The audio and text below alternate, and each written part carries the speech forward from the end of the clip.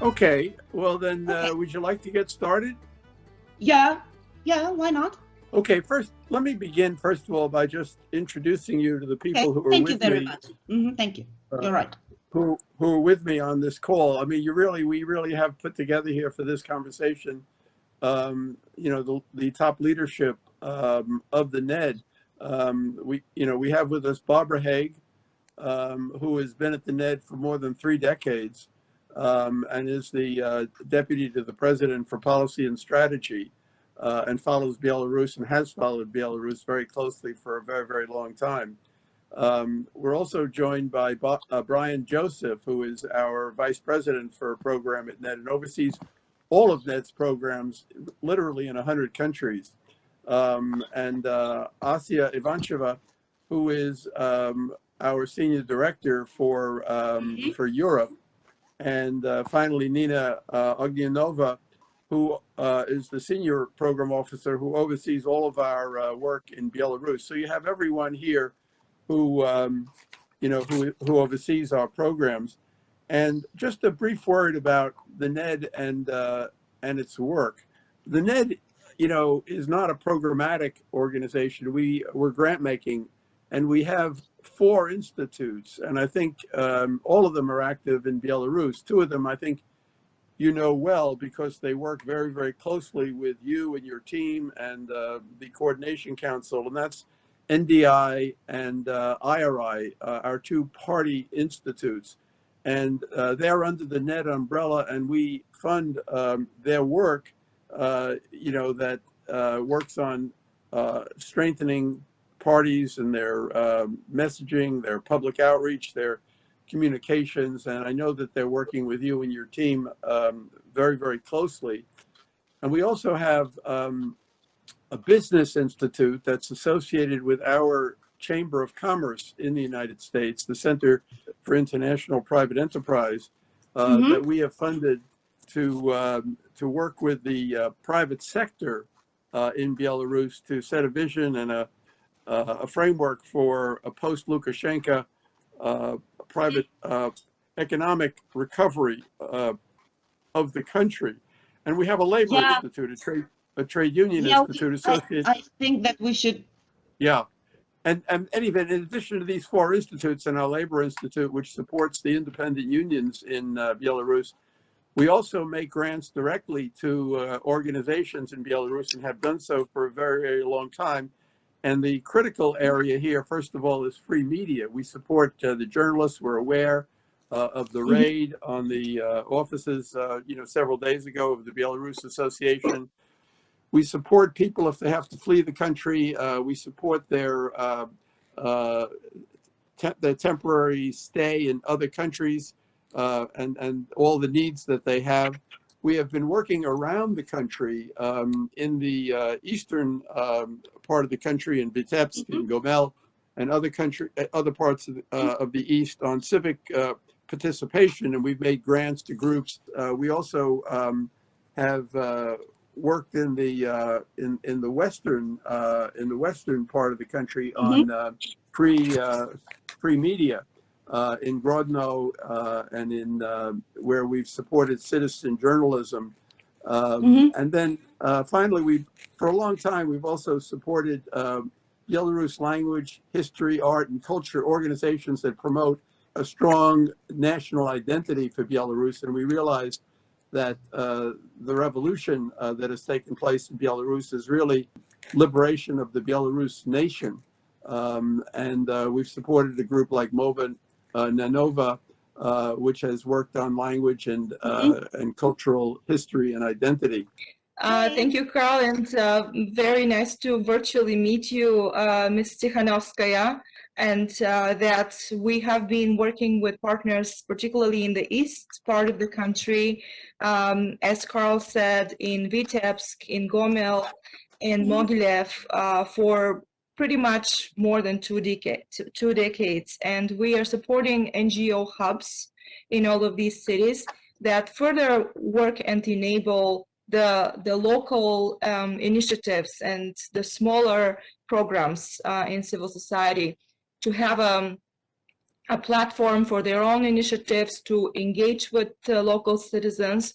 And we believe, and we have seen this, that a lot of the people who have been trained by these hubs, who have been in touch with them and being educated, being involved in their work, have now taken the flag and started to lead in community organizing, in getting people involved, excited about public participation.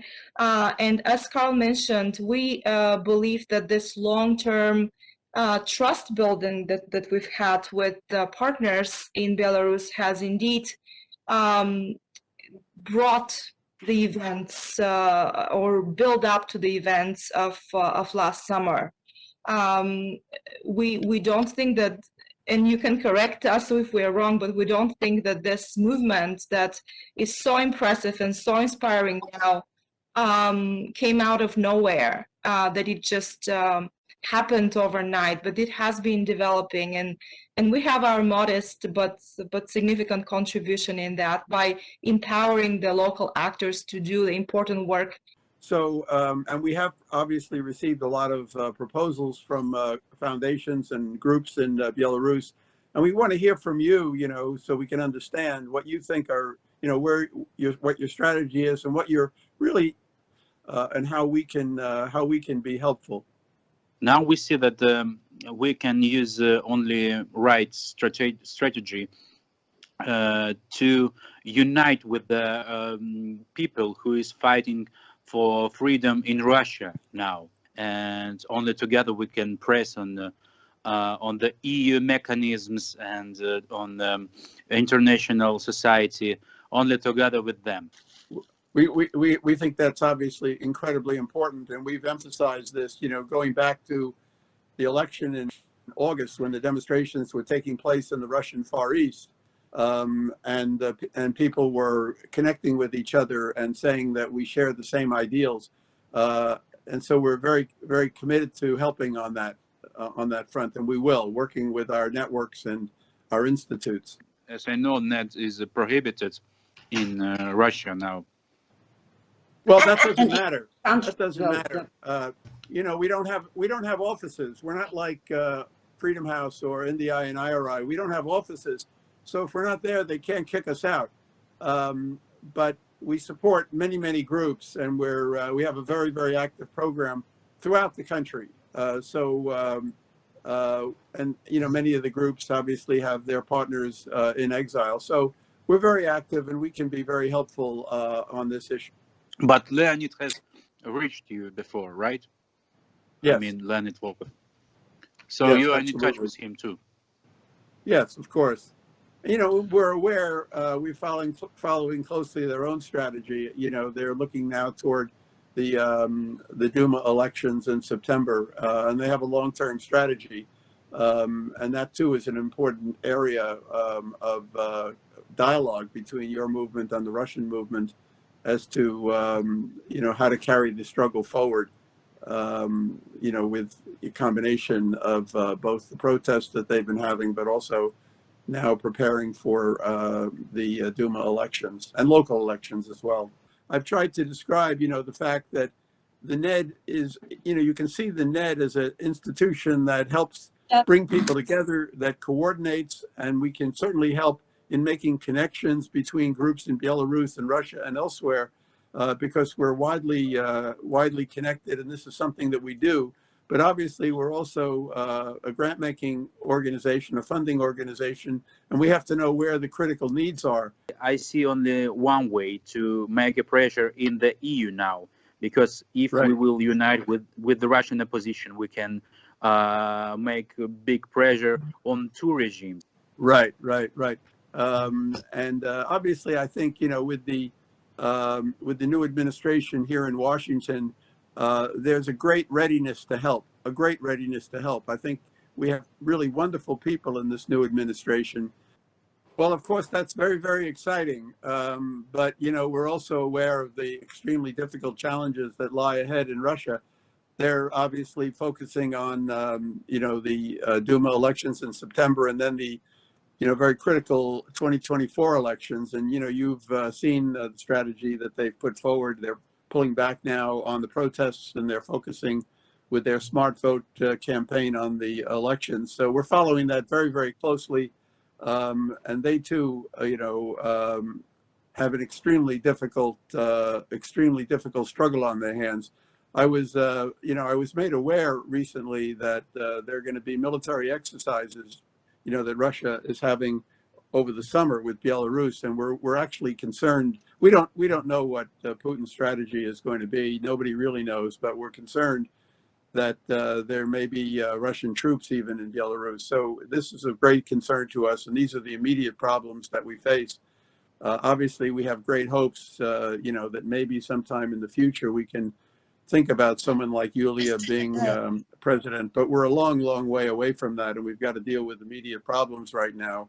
We can support, obviously, making linkages with not only with Russians, but also with people in Central Europe and in Europe itself, and in the United States. Let's give the word to Barbara. Right. Let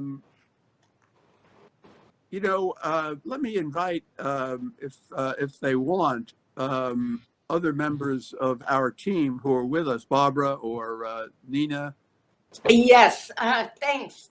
And it's such a pleasure to be talking with you, but there's so many things to go over.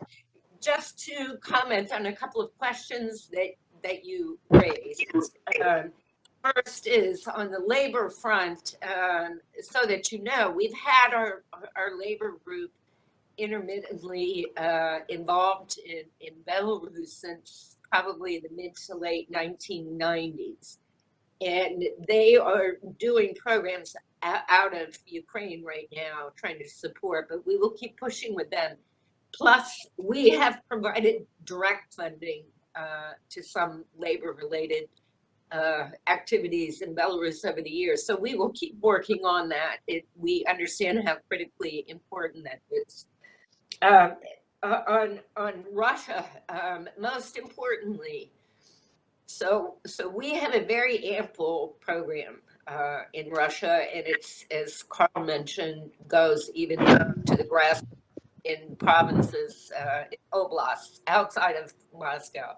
It's very deep and it's very broad.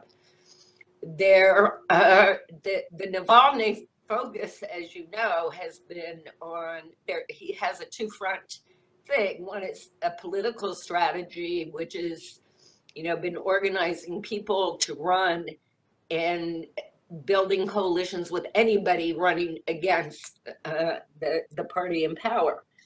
The second thing, though, is his theme of corruption. So one of my questions is, because a lot of the groups that do research into this, in addition to Navalny's group, but there are different media outlets and investigative reporters that we have really a grant relationship and a direct relationship with. And I'm wondering if you are envisioning any of the similar sorts of tracking of government officials and their resources, and this is where I think Carl raised the issue of Russian force presence, looking at the deployment of Russian military in the country and how that might be changing over time, and whether we should be raising this with some of our contacts that do this work with the Wagner Group and others, tracking what these Russian both official forces and unofficial forces are doing, and whether that's an area that you all are looking at or would like to look at.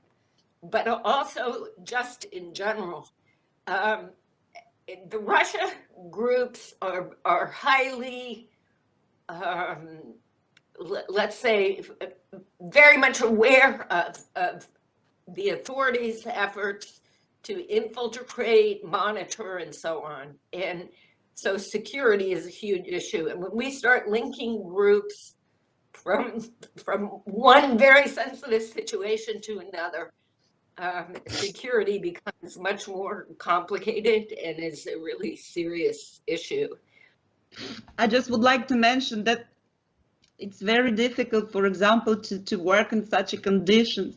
But thank you very much for your support. You know that Belarus is a very corrupted country.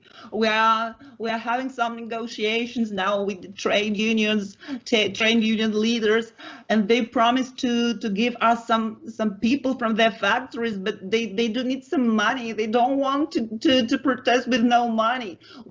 For nowadays we've got lots of factories. I'm so sorry, and there are lots of working class people whom Lukashenko is afraid of. I'm sorry.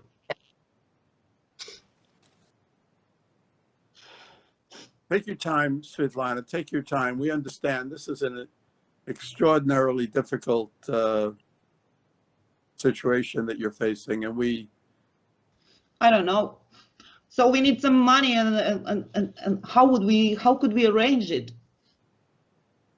Well, you know, I think you're already, you know, you're in touch with us, with other institutions, with the European Endowment, with our government, and I know our government wants to be as helpful as possible. And our ambassador is someone who is very committed to your cause, Ambassador Fisher. Are you going to support Russian opposition or no? Well, you know, look, the Russian opposition is very well, you know, they've got their own very clear strategy, and you probably know about it, the smart vote strategy. And they, you know, they've been very successful in raising funds from within Russia. We support groups all around the country who are part of this broad movement. And we're obviously responsive to all the groups on the ground that need help. And we have a very active program in Russia, which is really across the country. And so we will, you know, as needs develop, as they go forward with this strategy, we will try to be helpful in whatever way we can. We have to basically take our guidance from someone like Leonid Volkov, you know, who is the leader of that movement. And, you know, so we want to be responsive in whatever way we can. And Barbara was raising, you know, the investigative journalists in Russia that can expose the corruption, that can expose all of the ways in which they operate to try to subvert, you know, not only groups in Russia, but, you know, groups like your own. We have to follow these things very, very carefully and be sharing information with each other on these things. So we are very, very active, but we have to take our guidance from our friends in Russia as to what they need. Mr. President, also I would like to mention that the Minister of Foreign Affairs for Sweden told me that my look is very poor.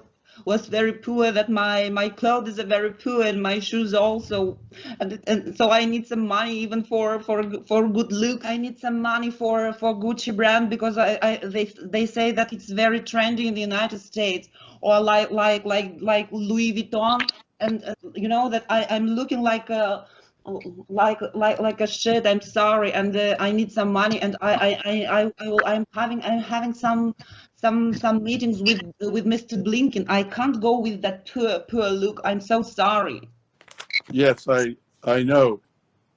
Nina, do you want to raise any questions, Nina? I mean, I think that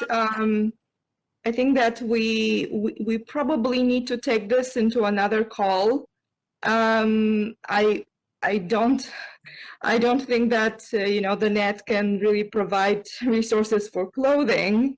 I think that absolutely, as Carl said, we have certain procedures in place, and we will work with you. Это уже вранье полное. Ну, им это надо, видимо, для революции. Они хотели Беларусь делить, кромсать. Они еще пусть спасибо скажут, что ему головы не потворачивал всем. Если бы я открыл стрельбу, то после 10 выстрелов там бы никого не осталось. I don't know who Hello, this is on the dear call. colleagues. I don't Dear know who colleagues. this is on the call. I think we need to wrap this up. Hello. Yes, I agree. Hello, do you hear me? This is Mayor KGB of Belarus. So, as you know, we have listened to everything that you have said. You have the right to remain silent. Anything you say can be used against you in court. You have the right to talk to a lawyer for advice Josh, before we please ask wrap you this up. any question. You have the right to have a lawyer with you during questioning. If you Josh, can you can't stop the afford a call? lawyer, Yeah, one will be we'll have to appointed end for the you meeting now. before I'm sorry. any questioning. If you wish,